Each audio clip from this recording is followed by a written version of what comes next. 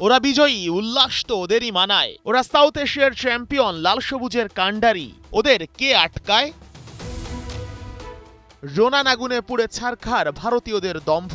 মাঠের মহারণে চোখে চোখ রেখে লড়ে শ্রেষ্ঠত্বের মুকুট পরে তবেই দেশে ফিরছে বাংলার দামাল ছেলেরা।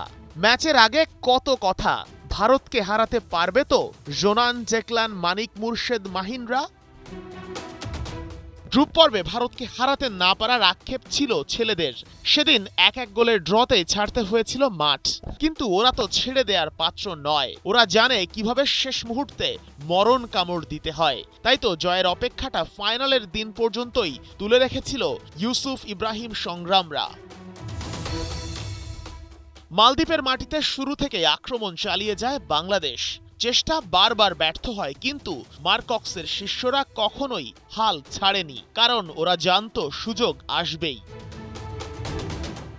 একদিকে গোলের ক্ষুধা, অন্যদিকে ডিফেন্স সামলানোর দৃঢ় মানসিকতা। দুকুলি রক্ষা করেছে বাংলার ছেলেরা।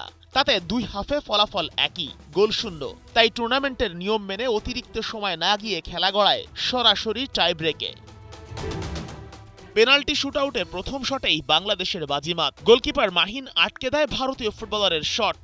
মাঝে দুদলই গোল করলেও বাংলাদেশের স্যামুয়েল রাক্সাম শট মিস করেন। একই ভুল করে ভারতের নাম্বার 9ও। তবে চমক তখনও বাকি।